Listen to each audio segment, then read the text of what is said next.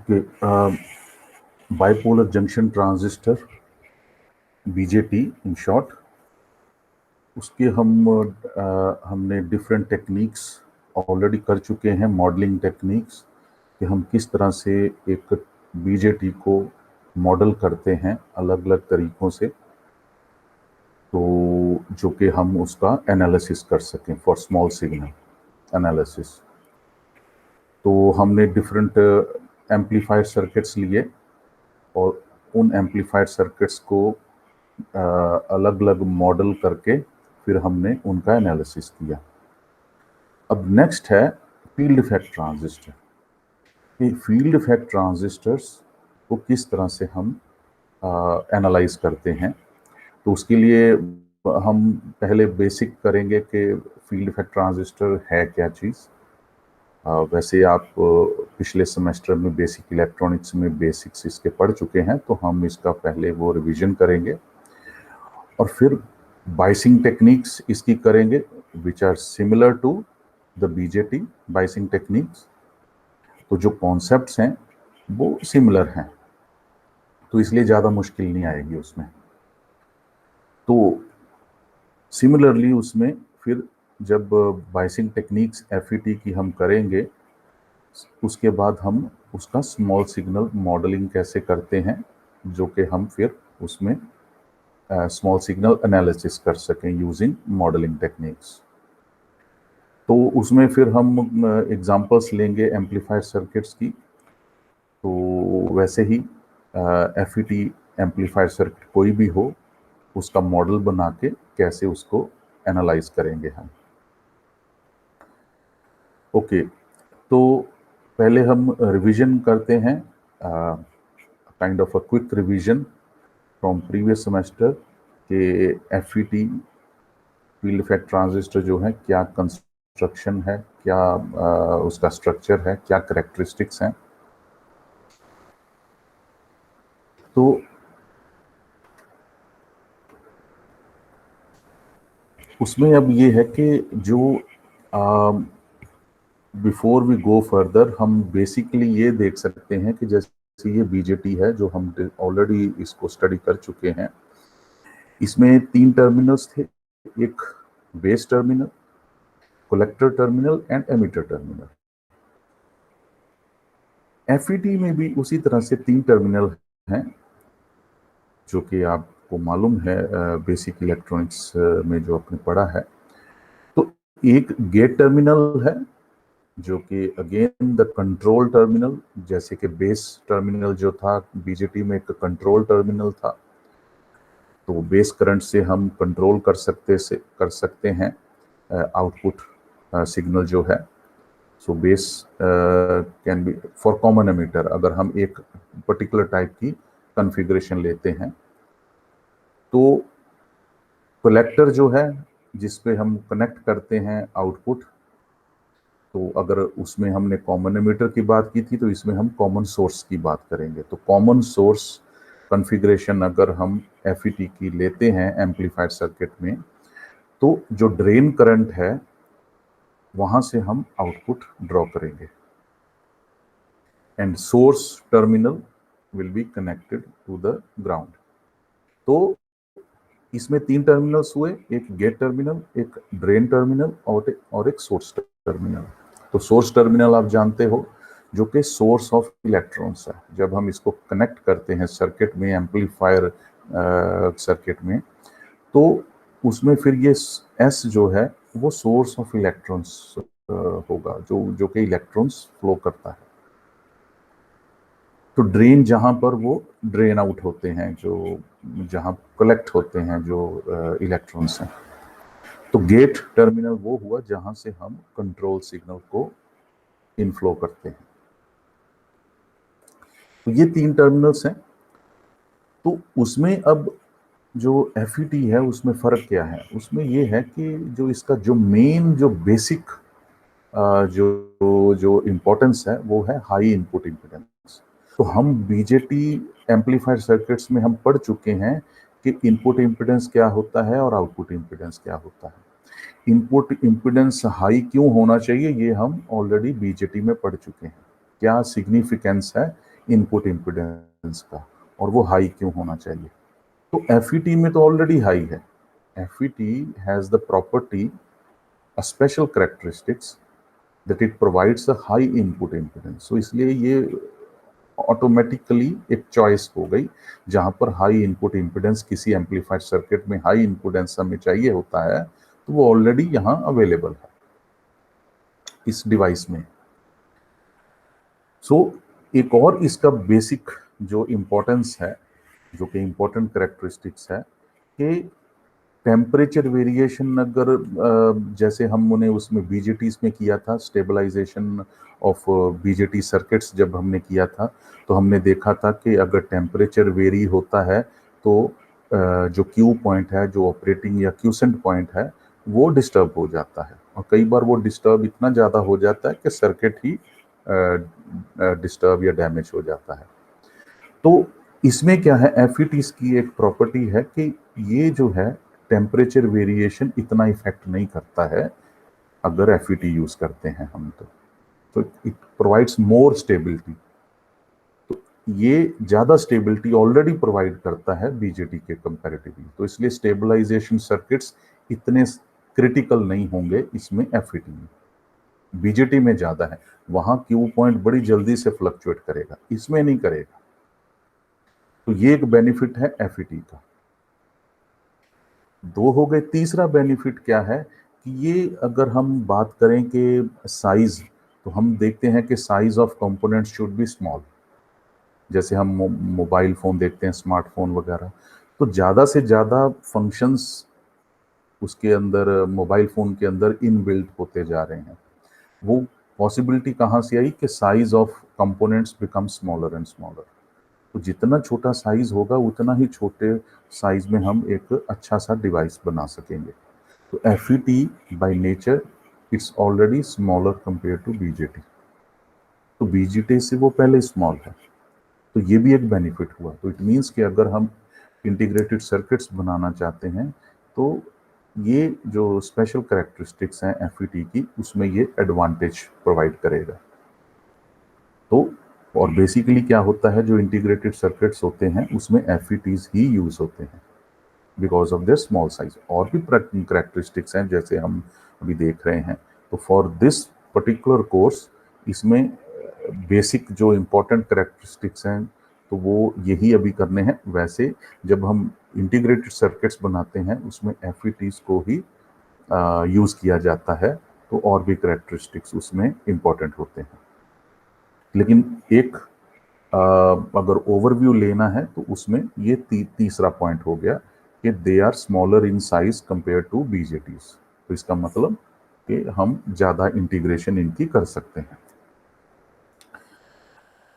तो अगर हम इस FET को इस तरह से देखें कि जैसे एक नल है पानी का, तो ये जो है, जो टैप का जो कंट्रोलर है टैप को ऑन ऑफ करने के लिए, तो ये एक नॉब है जिसको हम ऑन ऑफ कर के लिए यूज करते हैं। तो वो हो गया equivalent to the gate terminal. So gate terminal से हम नॉब से कम ज़्यादा पानी का फ्लो करते हैं। कम करना है तो नॉब को घुमा देते हैं, पानी ज़्यादा फ्लो करना है तो नॉब को खोल देते हैं। तो ये जो नॉब है जो टैप की होती है, वो एक तरह से गेट टर्मिनल हुआ इसका, FET का। तो जहां से हम कंट्रोल करते हैं, जितनी वोल्टेज कम है, वोल्टेज ज़्यादा है, तो जितनी वोल्टेज कम ज़्यादा करेंगे वो नॉब उतना ज़्यादा पानी का फ्लो करेगा। और वो पानी अब क्या है, ये सोर्स हुआ जो टैप के अंदर पानी है, वो सोर्स हुआ, सोर्स ऑफ वाटर। जैसे कि FET में S सोर्स जो है सोर्स ऑफ इलेक्ट्रॉन्स है। तो जब हम गेट टर्मिनल से उसको ऑन करते हैं तो वो सोर्स की तरफ से इलेक्ट्रॉन्स का एकदम से फ्लो होना शुरू हो जाता है और वो ड्रेन तक पहुंचता है। तो ये ड्रेन है जहां पर पानी इकट्ठा हो रहा है या फ्लो हो रहा है आउटपुट पे। तो इट मीन्स कि जब हम गेट टर्मिनल्स को थोड़ा सा घुमाते हैं, मीन्स कंट्रोल करते हैं, तो सोर्स टर्मिनल से एकदम से फ्लो होता है जो चार्ज कैरियर्स हैं। इसमें हम पानी की बात कर रहे हैं और FET में हम इलेक्ट्रॉन्स की बात कर रहे हैं। चार्ज कैरियर से एकदम से फ्लो होना शुरू हो जाते हैं just by wearing the knob of the tap, और वो नॉब ऑफ द टैप है गेट। तो गेट के ऊपर हम वोल्टेज की ऐसी वैल्यू चेंज करते जाएंगे तो वो सोर्स से इलेक्ट्रॉन्स कम ज़्यादा फ्लो होते जाएंगे। तो इसका मतलब ज़्यादा इलेक्ट्रॉन्स फ्लो करने हैं, गेट की वोल्टेज हमें अलग रखनी पड़ेगी। कम इलेक्ट्रॉन्स फ्लो करने हैं तो गेट की वोल्टेज चेंज करनी पड़ेगी। It means just by changing the gate voltage we can change the flow of electrons from source to drain. तो जैसे ही change of flow of electrons होगा तो change in flow of current भी होगा। तो ऐसे ही just by changing the voltage at the gate we can change the current at the drain। तो वो ड्रेन का करंट कहाँ पर जा रहा है, मान लो स्पीकर कनेक्टेड है उसके साथ, तो स्पीकर पे जा रहा है। तो हम गेट की वोल्टेज थोड़ी चेंज करते जाएंगे तो स्पीकर की आउटपुट चेंज होती जाएगी, मींस ड्रेन करंट चेंज होता जाएगा। सिंपल। अब ये तो हो गया सिंबॉलिक, एक ड्रेन टर्मिनल है, एक हो गया गेट टर्मिनल और एक हो गया सोर्स टर्मिनल। जब हम इसका कंस्ट्रक्शन देखते हैं तो simplified version of this FET, तो उसमें हम देखते हैं कि ये गेट टर्मिनल हुआ और एक गेट टर्मिनल यहाँ हुआ। तो ये है जंक्शन फील्ड इफेक्ट ट्रांजिस्टर, और ये एक टर्मिनल हुआ ड्रेन और यहाँ पर एक टर्मिनल हुआ सोर्स।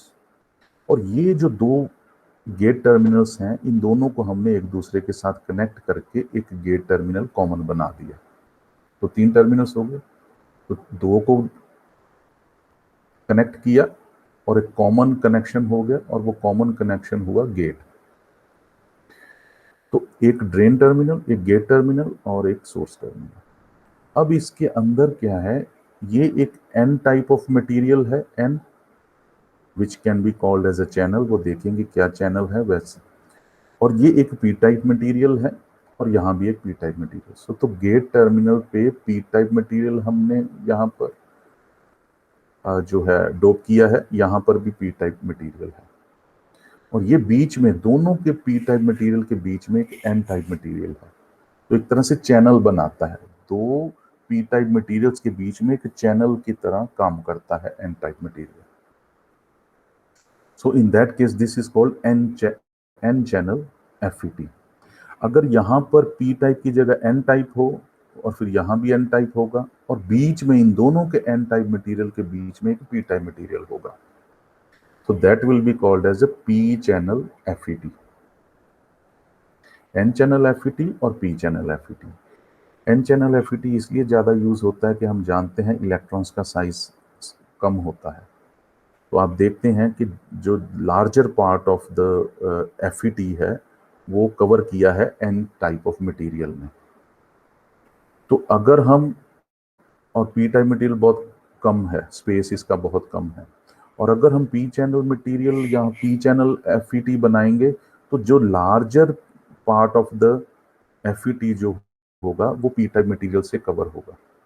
इट मीन्स कि पी टाइप मटेरियल का साइज ज़्यादा है क्योंकि holes are larger in size compare to electrons, तो इसलिए पी चैनल एफईटी का जो साइज है वो बढ़ जाएगा। तो पी चैनल ट्रांजिस्टर और P channel FETs are always bigger in size compared to N channel transistors। तो ये हुआ। तो इसका वर्किंग हम क्विकली देखेंगे, रिवाइज करेंगे। तो ये टर्मिनल्स हो गए, ये बीच में मटेरियल हो गया, और फिर यहाँ पर ये जो डार्क ग्रे पोर्शन है that is a depletion layer. और डिप्लीशन लेयर हम जानते हैं जहाँ PN जंक्शन हुआ वहाँ एक डिप्लीशन लेयर भी फॉर्म होती है। तो इसीलिए because of this PN junction, formation of PN junction over here, we have a depletion layer. और ये इसका इलेक्ट्रिकल सिंबल है FET का। ये D ड्रेन है, S is the source, G is the gate. So gate terminal जो है यहाँ पर एक एरो है, और एरो अगर इनवर्ड है तो that is the N channel FET। Arrow अगर आउटवर्ड है from the this junction over here, then it is a P channel transistor or P channel FET.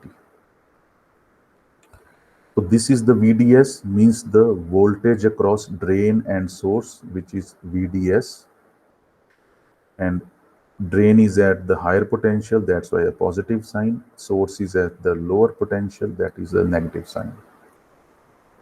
तो ड्रेन को हम कनेक्ट करेंगे हायर पोटेंशियल पे, मींस वो देखते हैं आगे। और ये हो गया VGS. VGS is the voltage drop across gate and source. So gate at a higher potential, ideally you can say at a equilibrium, so source is at the negative potential. So again the same thing, n channel over here and p type materials at the outside, और इन p channel material दोनों को जब हमने commonly connect किया तो gate terminal मिल गया हमें, and now this is the source, this is the drain. Now अब इस FET को जो यहाँ पर हमने जो एक इसका जो स्ट्रक्चर देखा था, अब इस स्ट्रक्चर को हमने अब बायस करना है। अब वो बायस कैसे किया है? Now this drain terminal over here at the top is connected to the positive terminal of a battery, and the source terminal is connected to the negative terminal of a battery. ठीक है, तो अब इनको हमने connect कर दिया। सो अगर हमने ड्रेन को पॉजिटिव किया है, सोर्स को नेगेटिव किया, it means now the electrons will start to flow from the source because it is connected to the negative potential of a battery. So more of electrons will start flowing and getting attracted to the positive terminal at the drain. So positive potential at the drain will attract the electrons. So the electrons will start moving upwards from source to drain. So the direction is in the direction of arrows over here, shown over here. So यहाँ पर हमने उस हिसाब से देखा यहाँ पर। अब जब हम ये इलेक्ट्रॉन्स फ्लो करते जा रहे हैं सोर्स से लेकर ड्रेन तक, तो यहाँ डिप्लीशन लेयर जो है वो बिल्डअप होती जा रही है, इंक्रीज होती जा रही है, और वो तब हो रही है जब हमने गेट और सोर्स के अक्रॉस जो वोल्टेज है वो 0 वोल्ट प्रोवाइड की है, means no voltage across gate and source, means zero potential. तो यहाँ पर जो है p टाइप मटेरियल है, और जो इलेक्ट्रॉन्स हैं, क्योंकि यहाँ पॉजिटिव पोटेंशियल है एट द ड्रेन, और positive potential at the drain, electrons keep on moving from source to drain, और सोर्स टू ड्रेन के हिसाब से इसको हम देखते हैं कि ये डिप्लीशन लेयर इस तरह से कैसे फॉर्म हो रही है। उसकी एक एग्जांपल यहाँ शो करता हूँ। मान लो हमने ड्रेन को वैल्यू दी +2 volts, means it is connected to the 2 volt battery. So 2 volt battery will have a positive 2 over here and 0 over here. So 0 volt at the source and 2 + 2 potential at the drain, so it is a 2 volt battery. अब ये जो channel है, ये channel अब इस potential difference के cross बन रहा है 0 से लेके 2 तक। तो इट मींस कि यहाँ पर अगर 0 वोल्ट है सोर्स पे, तो मान लो यहाँ पर कुछ रेजिस्टेंस शो हुआ, यहाँ 0.5 वोल्ट है, यहाँ 1 वोल्ट है, यहाँ 1.5 वोल्ट पोटेंशियल है, यहाँ पर 2 वोल्ट पोटेंशियल है। तो हम ये देख रहे हैं कि पोटेंशियल, ये एग्जाम्पल है, ये पोटेंशियल हर 0.5 वोल्ट का बिल्डअप यहाँ पर हो रहा है। तो अगर हम इनफाइनाइट वैल्यूज लेंगे तो वो इनफाइनाइट रेजिस्टेंसेस यहाँ पर हमें बनाने पड़ेंगे, लेकिन हमने सिर्फ 4 पार्ट्स किए हैं इसके।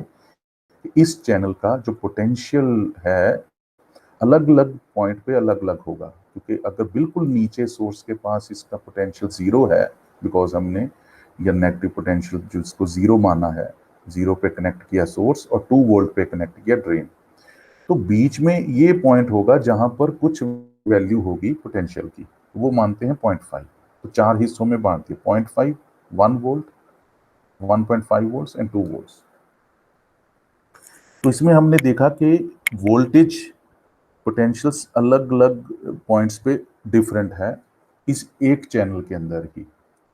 तो उसकी वजह से due to this potential difference at different values और at different points of the N channel, तो वो डिप्लीशन लेयर भी उसी हिसाब से अलग अलग होगी, क्योंकि यहाँ पर जो डिफरेंस है 0.5 वोल्ट और 0 वोल्ट में, उसी हिसाब से डिप्लीशन लेयर फॉर्म होगी। तो ये डिफरेंस जो पोटेंशियल जो डिप्लीशन लेयर का जो पोटेंशियल होगा, जो डिफरेंस होगा, दैट विल बी 0.5 वोल्ट। यहाँ जो डिफरेंस होगा वो 1 वोल्ट का, तो डिप्लीशन लेयर उसी हिसाब से फिर बढ़ेगी। यहाँ पर डिफरेंस होगा 1.5 वोल्ट का, तो डिप्लीशन लेयर उसी हिसाब से फॉर्म होगी इस पॉइंट पे। तो इट मीन्स कि हर पॉइंट पे एन चैनल के ऊपर पोटेंशियल डिफरेंस अलग अलग चेंज होता जाएगा। उसी वजह से डिप्लीशन लेयर की भी जो विड्थ है वो चेंज होती जाएगी।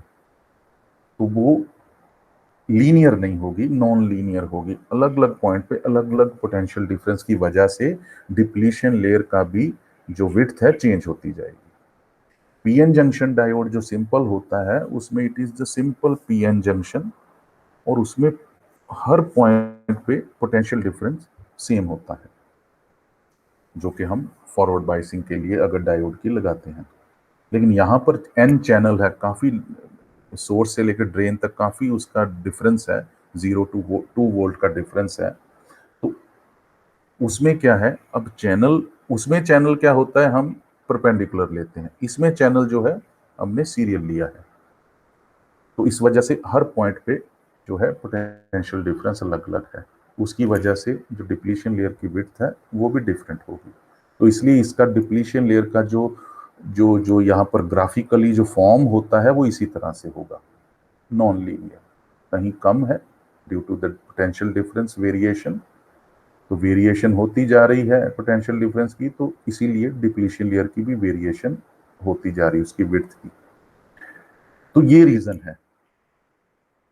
तो अब हमने क्या करना है कि यहाँ पर कोई ऐसा पॉइंट आएगा जहाँ पर ये पोटेंशियल डिफरेंस की, अगर हम यहाँ पर वैल्यू में आगे नेक्स्ट में बताऊंगा आपको कि वो पॉइंट होगा जहाँ पर हम VGS की भी वैल्यू कंसिडर करेंगे।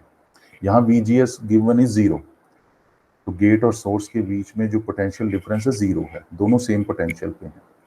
अगर गेट और सोर्स के बीच में हम पोटेंशियल डिफरेंस डेवलप कर लें, तो उस केस में क्या होगा, ये जो डिप्लीशन लेयर है इसकी जो फॉर्मेशन है वो थोड़ी सी डिफरेंट होगी, वो हम देखेंगे ग्राफिकली कैसा है। तो इसी तरह से जैसे ये variation of depletion layer build up होती जाएगी, तो एक ऐसा टाइम आएगा जहां पर ये दोनों जो डिप्लीशन लेयर्स का जो यहाँ पॉइंट है, दोनों एक तरह से जो है ओवरलैप कर लेंगे। तो जहां वो ओवरलैप करेंगे तो वहां करंट फ्लो होना means flow of electrons will stop, तो flow of current will stop, तो ड्रेन करंट स्टॉप करना बंद हो, means maximum value of drain current will be there. So that value of potential is called pinch off voltage. तो यहां पर है VGS अभी 0 ही रखी है हमने, तो यहां पर जो है हमने इतना ज्यादा, ये जो चैनल जो है इतना ज्यादा, मतलब ये जो डिप्लीशन विड्थ जो है इतनी ज्यादा बढ़ गई है कि चैनल इतना नैरो हो गया है कि दोनों एक दूसरे के ओवरलैप कर गई हैं, दोनों डिप्लीशन लेयर। वो ये वाला पॉइंट होगा, ये वाला point, this point. So this is the point जहां पर डिप्लीशन लेयर दोनों मीट कर रही हैं। तो जहां पर दोनों डिप्लीशन लेयर्स एकदम से ओवरलैप हो गई, so this point will be, तो यहां पर अब फर्दर करंट फ्लो होना बंद हो जाएगा। That is called the maximum value of drain current और the saturation value of the drain current. इसके ऊपर करंट अब बढ़ेगा नहीं, इंक्रीज नहीं होगा। So now the current will go into into saturation, or the device will go into saturation. And that value of drain current will be called IDSS, means saturation drain current or drain saturation current. तो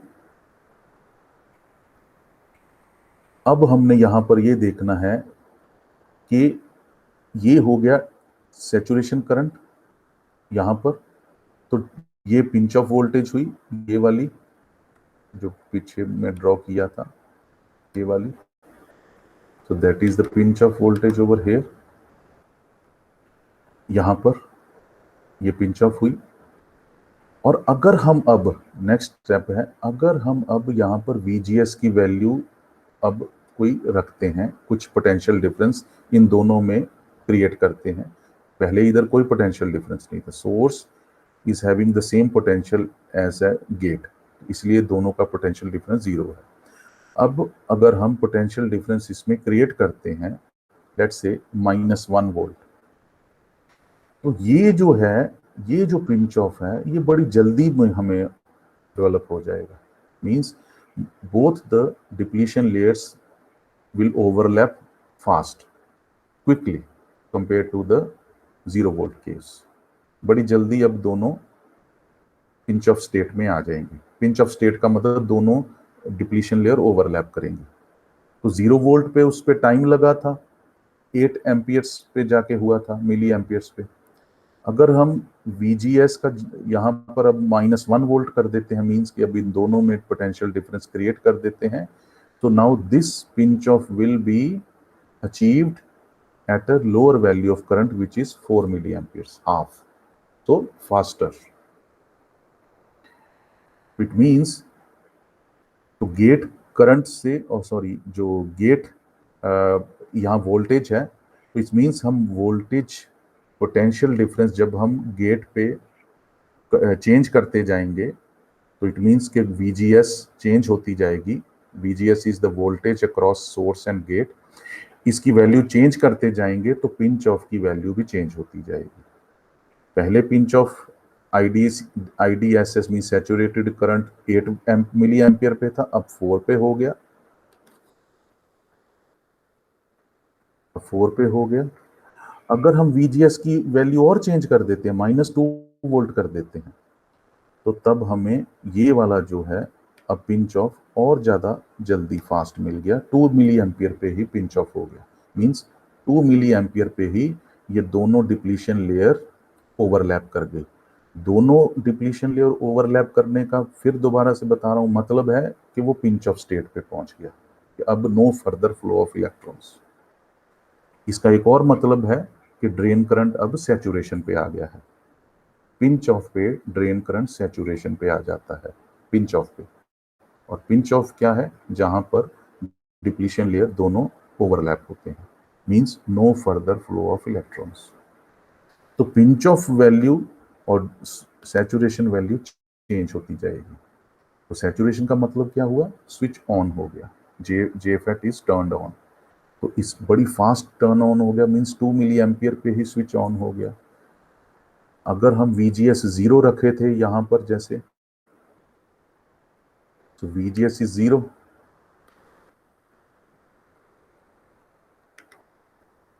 तो VGS 0 volt रखी थी, तो pinch of saturation means switch on हुआ था 8 milliampere पे।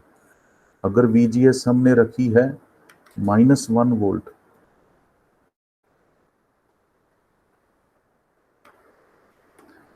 और VGS हमने अब रखी है -1 वोल्ट, तो अब हमें स्विच जो ऑन मिला है वो 4 मिली एम्पियर पे मिल गया, बड़ी जल्दी हो गया। और ज़्यादा हम गेट और सोर्स की वैल्यू चेंज करेंगे, मींस नेगेटिव साइड में और इंक्रीज करते जाएंगे, तो हमारी जो स्विच ऑन होती जाएगी जल्दी जल्दी होती जाएगी। तो it means just by controlling VGS, or in other words, by controlling the gate voltage, we can control the switch on of the FET, or in other words, we can control the saturation current of drain, or in other words, we can control the pinch off voltage of the FET. Pinch off means जब FET on हो जाए, switch on हो जाए। तो अलग अलग तरीके से बताया है, सेम मतलब है। तो ये इसका मतलब है कि ड्रेन और सोर्स की तो हमने फिक्स रख दी वैल्यू 2 वोल्ट्स। 2 वोल्ट्स वो फिक्स्ड है। बस अब हम सिर्फ